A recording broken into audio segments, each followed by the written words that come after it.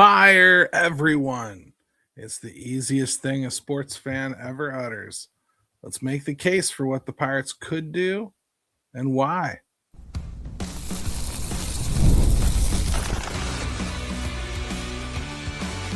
You are Locked On Pirates, your daily Pittsburgh Pirates podcast, part of the Locked On Podcast Network, your team every day. Welcome to Locked On Pirates. I'm Gary Morgan, and today it's pretty simple. Should the Pirates clean house? Houston just moved on from their GM. The Marlins just fired their entire pro scouting department. Surely this underachieving team needs to make changes too, right? Segment 1, Don Kelly. Segment 2, we'll talk about Bill Murphy. And we're going to wrap up with Ben Charrington. Fire everyone. Seriously, let's talk through it. Don Kelly, I can certainly say the results haven't been there. He has more talent to work with than he did last year, and his win percentage isn't a whole lot better. I don't know how many decisions Kelly has made versus the analytics department, but I think I know this. If Ben Charrington were fired tomorrow, I think Don Kelly's 6 years coaching here in this system will probably outweigh whatever newfound freedom would spawn. In other words, if he's the most brilliant coach in the world, secretly being held back by these robotic overlords, it's doubtful that there's time to change much of anything. And more than that, I'd kind of presume to a degree the mold has been cast. That said, Derek Shelton has done well with the Twins. Maybe it was more system than coaching. Maybe it always has been. All that said, would you want him to get another year with a different GM? Would a new GM want that? It's been my contention really all along that they needed a veteran coach who had won something to help guide this team from the loser mentality to a winning culture. And after this season, it feels like that's still needed. You know, obviously everybody that has ever done something great in a sport has done it themselves for the first time. You know, so you don't want to gatekeep and say that you have to have been in the playoffs to coach a team like this. But I just think when you're trying to break a lot of bad tradition and a lot of bad juju and a lot of bad mojo and a lot of incompetence, just feels to me like you want somebody who has shepherded something like this through. You know, somebody that like can watch their team lose 5 games in August and legitimately understand the difference between their team having checked out and their team really, really just running into a rough patch. I don't know that Don Kelly is capable of that. I don't know that he's got the gut that it takes to start to understand that you don't get to just coach like you always have once the turkey's on the table, once there's no more room for error. And we've been in that territory for quite some time with the Pirates, and we still see them play these games. We still see them finding more value in finding a way to have Antoine Kelly pitch an inning than we do seeing them use some of the new toys they just acquired to make sure that a game stays a 1-run deficit.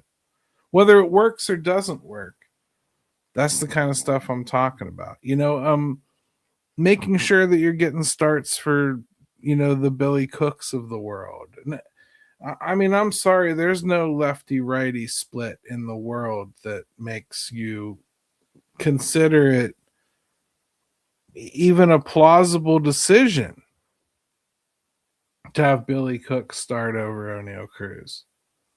Not right now. You want to do that in May? Okay. I don't think there's too many of us batting an eye.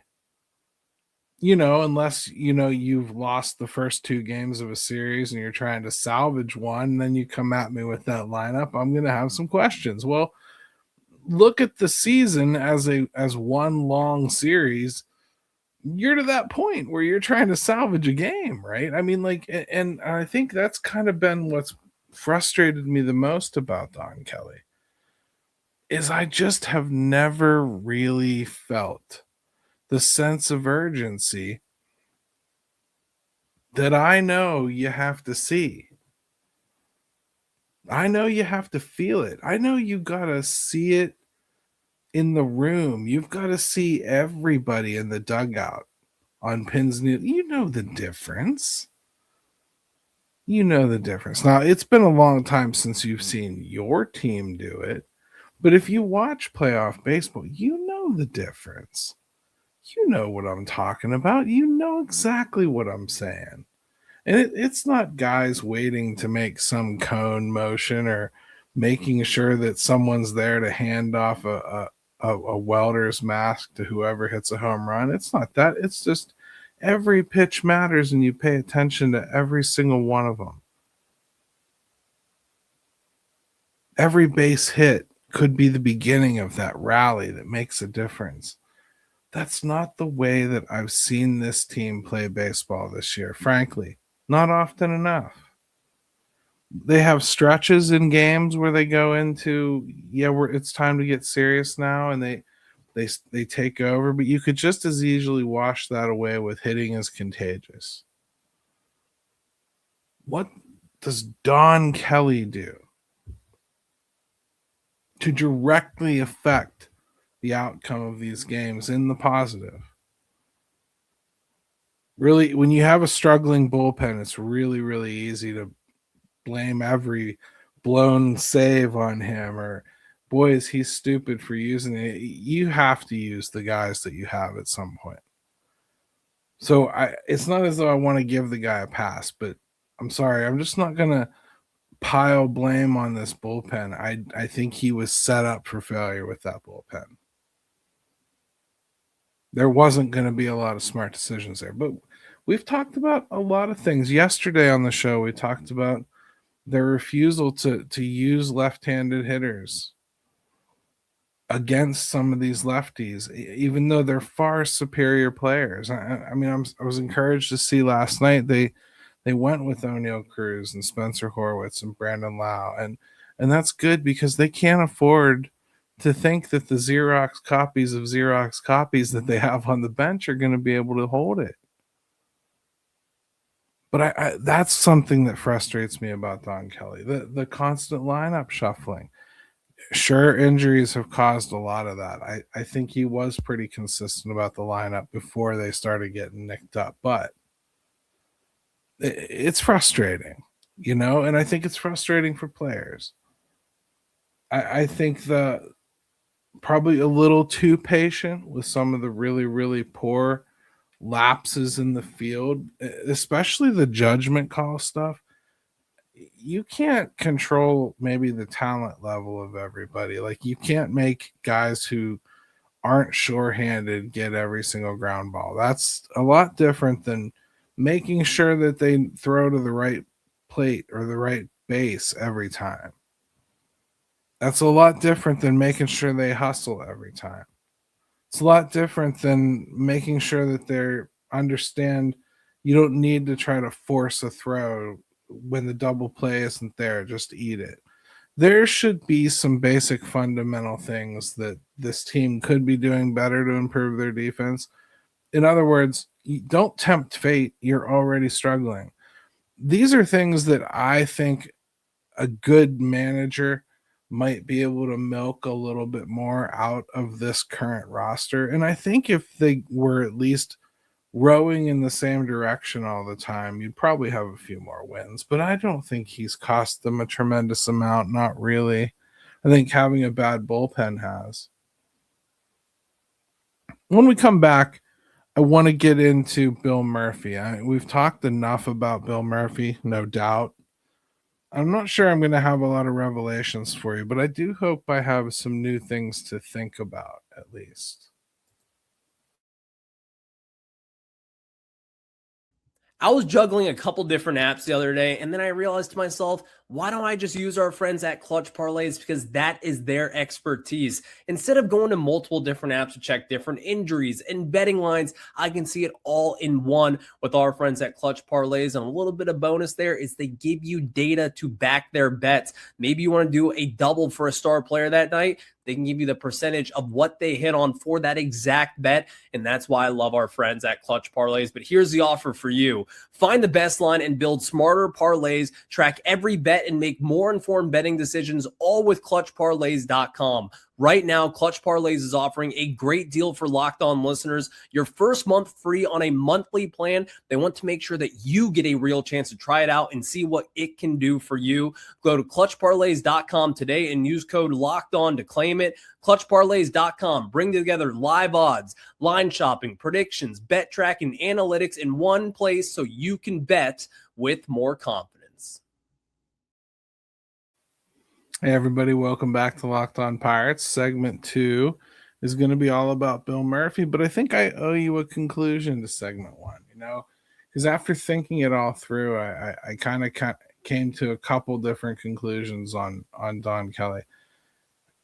To me, if you're going to keep Ben Charrington in place, you might as well keep Don Kelly. And the only reason I say that is because I think most managers that work for a Ben Charrington system are going to coach very similarly. And I don't think whoever they would hire would be all that drastically different. And especially not for the end of this season. The end of this season, I wouldn't bother. I'd just let it ride out with Don Kelly. But I think if you're going to head back into 2027 with Don Kelly, with Ben Charrington, you might as well stick with the coach, because I just don't think there's enough freedom to really expect a lot of change there. But I would move on. I think it's time. I would have brought a veteran in a long time ago. I think they need a veteran to help guide this team. I just do. I think they've needed it for a long time. I don't think that you can buy leadership. They keep wanting to buy that via player. And the problem is most of those guys they're identifying are so over the hill, they're not really able to lead on the field, and you need both. And you're not going to get it that way. So I think let's try to get it in the management group. Now, Bill Murphy, he's new. And his position group has underperformed. Enough said, right? Fire him, right? Well, maybe. Let's play this out a little bit. Because this train wreck hasn't been as about him as much as the timing of what I think they're asking these players, and a couple down performances and some poor planning involved as well. A coach's job is to make players better, no doubt. But bullpens, they tend to be more about catching a guy at the right time.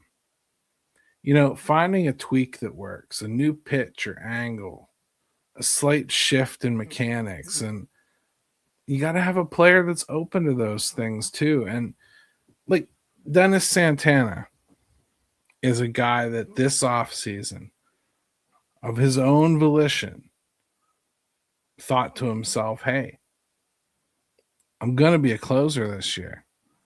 I need to strike more guys out. And to do so, he messed with his mix, and the action on his sinker changed. That sinker that was just so good for him. And he lost what he found here in the first place. And Bill Murphy couldn't give it back to him because Bill Murphy wasn't here to give it to him. All he could do is look at tape and say, Dennis, well, this is what you were doing last year. Let's go back to that. Well, that's easier said than done when you've worked all off season to change something. Another example? Isaac Mattson. Much like Bailey Falter, all about a fastball and extension. Mattson tried to use more of his pitches and lost everything. This stuff happens. For every guy like that, you get a guy like Mason Montgomery, who threw absolute gas and had no clue where it was going, had no idea if it would move, or if it did, which way it would go, or it might drop. It turned him into a budding closer with 3 wipeout pitches and a command of all of them. Yohan Ramirez is a journeyman, and he has been legitimately one of the best relievers in baseball. Say what you will about what you thought Braxton Ashcraft would be. He's been incredible for really essentially a rookie. What they invested in performed. The innings they tried to get from kids and the projects proved to be far too great of a lift. Truth be told, Murphy would probably get fired with the rest anyway. But rarely do you get results from a position coach change in one season. It usually takes a season or two for everything to start trickulating through the system and really start to show fruit. Really, a lot of the time when you first get hired, you have an off season, but you don't know any of these guys. So you spend the off season just getting to know your guys, and they've all been off doing their own thing. And the guy they used to check in, they're not checking in anymore with that guy. So they've probably already moved a certain part of the way down the road of learning whatever it is they wanted to work on, or it could even be whatever Oscar Marin told them they wanted him to work on before the off season started. And they come to town and they've done what they've done, and he evaluates where they are and they use them as they use them. And point is, he didn't build this staff. He just worked with this staff. And that isn't as easy as you'd love it to be. So, again, I'm not trying to make excuses for him. I'm just saying you probably want to see more than a year from a position coach before you start making judgments about what they do and don't do well. And take into account what a lot of these players did to themselves. Like Skeens isn't his fault either. Up to and including supposedly not having the balls to tell him what he sees going on. He has done all that stuff. He has said all those things. He has talked about all that. That doesn't mean that Paul is listening. It doesn't mean that Paul's prepared or capable of making whatever changes are necessary. Paul made changes to his mechanical delivery this offseason. They were slight changes. They were well-intentioned changes, most likely, probably to relieve some stress on him in some way, shape, or form. But they have changed some things fundamentally. They've changed the angle of his pitches. They've changed the movement of some of his pitches. They've changed the deceptiveness of some of his pitches, and they've changed the velocity of some of his pitches. And none of those things are Bill Murphy's fault. I hate to tell you that. That's just not the way it works. Again, I'm not defending the guy. I told you I'd fire Don Kelly. So if I told you I'd fire Don Kelly, guess what else I'm firing? Yeah. And I'd fire Matt Haig too, and I'd fire everybody. If I say I'm going to fire Don Kelly, I'm not keeping anybody. They're all gone to me. I never would have done a partial fire like the Pirates did in the first place. To me, when you fire Derek Shelton, that means you have no faith in the manager or the manager's staff. To keep any of them was essentially admitting that the front office is running the dugout. That's the only reason that you just don't clean house. If you think it's so dire that you have to get rid of Derek Shelton a few weeks into the season, well, then chances are you should have probably cut a little deeper because you probably didn't get the cancer.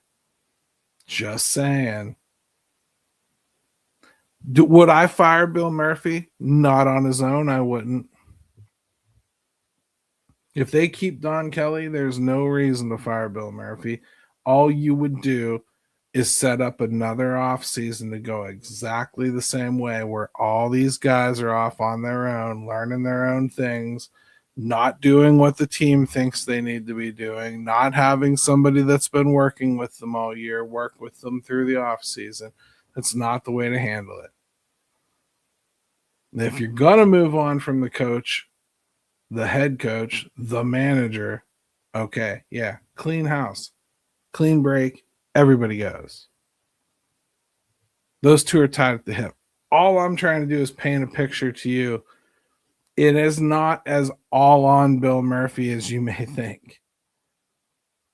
I really think a lot of it was just there was poor planning in the offseason. It was a weird time to do it.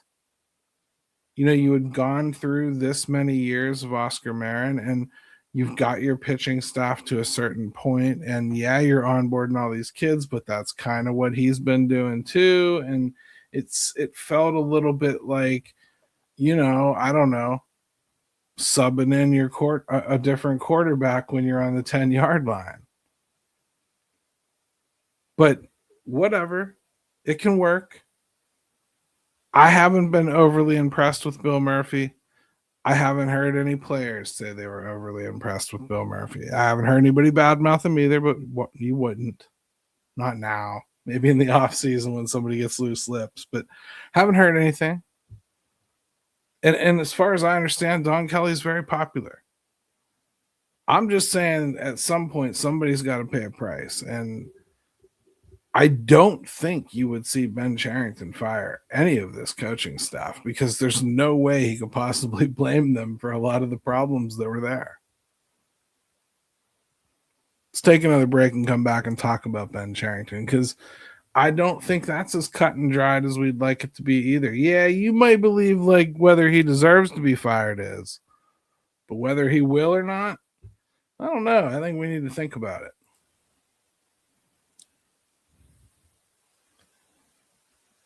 Make baseball season more this year on Kalshi, America's #1 prediction market platform.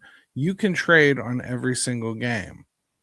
Pirates are trading at 51% to beat the Padres, meaning a $100 trade pays out $182.66 if they win. On Kalshi, you're trading against peers in a live market, meaning there's no house. And as the probability changes, you can buy in and out of your position. Download the Kalshi app and use code LOCKEDON to get $10 when you trade $10. KALSHI, Kalshi. Trade on anything. 18 and only over. Restrictions and eligibility requirements apply. Event contract trading involves risk and may not be suitable for all investors. Kalshi products are not available in all jurisdictions. Prices, values, and available markets may differ from those mentioned. For more information, see kalshi.com/regulatory.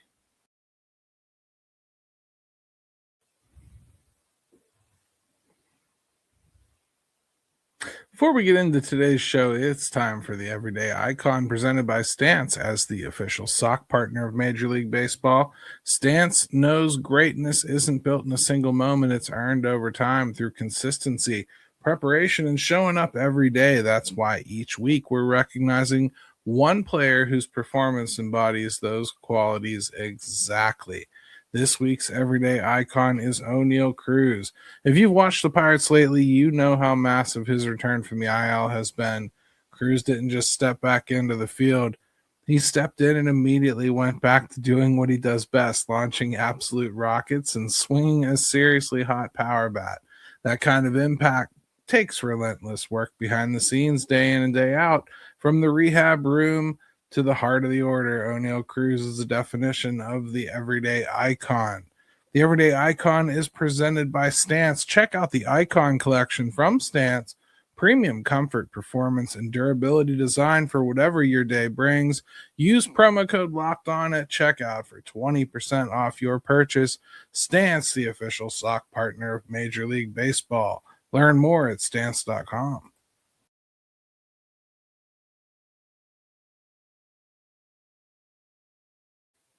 Hey everybody, welcome back to Locked On Pirates. It's time for everybody's favorite subject. Should the Pirates fire Ben Charrington?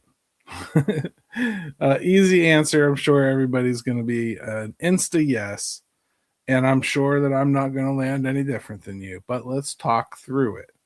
He's signed through 2027. We don't know what kind of season we might have next year. Let's say half a season is likely. Well, I could see them not wanting to start a new baseball ops department like that. I'm not saying that to say it's what they should do. I'm instead trying to make sure you see the logic here, because it's the easiest thing for Bob Nutting to do, aka the most likely, if you ask me. It would be easy to run it back, see what the league does, and blame Ben one way or the other. They do have an attractive system. You know, they have a good young core with several likely here for quite some time. It's very likely maturity alone makes this team better in 2027. Point being, they have a desirable position to find a good candidate. Even with the uncertainty, it's very unlikely that the Pirates would come out of it in worse shape than they are today. I don't think any rebuild is needed. I don't think any GM hire would think there would be. The new CBA could put you on the ground floor with a whole lot of cash to spend, or, you know, at least more. And they probably aren't all that far away as it is. Might be smart to beat the rush and have your person in place before the proverbial crap hits the fan. Now, I'm not going to pretend the Pirates are structured in such a way as to believe Travis Williams hired Ben or that he'd hire the next one. Nutting does that. The Pirates can fire him whenever they like. Williams means nothing and really had nothing to do with the baseball ops all along. Another angle on this, Ben might decide he doesn't want to do it for another year. This doesn't happen often, but maybe he's just had enough himself. Maybe he wants a fresh start. He can make a case that he has built this system up and taken the team as far as he could with the little money he was given. You know, I would have moved on last year. I think I said that pretty clearly. I'd probably move on this year. But I can't predict what the Pirates will do. And it's almost like everything else we talk about. Not knowing what is going on with 2027 makes it really hard to have a normal conversation like this. Normally, you know, I could get real fire in the belly and tell you, yeah, it's time to make a big change. Let's switch this whole thing up. Let's change this GM. Let's change the front office. Let's get some different people in the dugout. Let's get some more experience. I'd love all that stuff. And I think a lot of that stuff would probably help. I think a change of team top-down philosophy, I think, would really help to maximize this talent. I think they see too much of this bench as needing to be interchangeable pieces, and it's not. They lean far too much on the whole left-right split thing. They don't trust their analytics in some cases, and they overvalue them in others. They tend to be painstaking with some moves and frustratingly impatient with others. It's maddening sometimes. And I think a lot of the things that we've pointed out, I've been pointing them out for 6 years. They're organizational. They're not like just things that are happening. They're not just all bad luck. They're organizational flaws. They're things that consistently come up. There's rationales behind some of them that you can make a heck of an argument for, but this team tends to try to just pretend they're not really happening and you're not really seeing them and they know better than you. I think overall they have a decent talent base. This team has a chance to grow together and be much better next year. I think they do better with a more seasoned skipper, and I think they do even better than that if they had a GM that kind of let the manager do his job and got out of the way and listened to him and brought up talent when he asked and didn't play so fast and loose with some of the roster games they play. Like, get 5 more bullpen arms than you think you need. Bring in a few extra NRIs. Don't be so weird about when you deploy your NRIs. You had a guy like Jose Urquidy. You bring him in, it's a risk anyway. You're just taking a shot on him. And then, you kind of figure him out, and then he just stays down there in AAA until it's too late to help. We've seen them do that with Miguel Andujar, and how many other players through the years have there been that were just crushing baseballs or getting outs in the minors, and they just let them sit down there because they were the wrong type of player? Well, I'm sorry, but I know he turned out good somewhere else, but there were a lot of at-bats that went to Ildemaro Vargas. I would have preferred to go to Miguel Andujar when that team couldn't hit anything. I'm going back to the pain of 2-3 years ago, but I'm just using it as an illustrative point. We've seen this over and over again. They needed pitching help really bad this year. They had some veterans in the minors that were doing okay, and they would not use them. Instead, we just continued with the nonstop parade of the 3 can't-dos. Antoine Kelly, Wilbur Dotel, and Hunter Barco. Let's keep seeing what they can do over and over again. And oh, by the way, if they do perform well, you're out of here. You're back on the bus before your feet get cold. Should people be fired? Yes, absolutely. Does it matter as far as accountability? No, not really. And the weirdness of 2027 makes it impossible to say what they're going to do. You can say what they should do, but it isn't going to matter if they hire a new GM and there really aren't any transactions because the league shuts down. All we're going to do is blame this guy for not being ready for whatever he had no idea what was coming.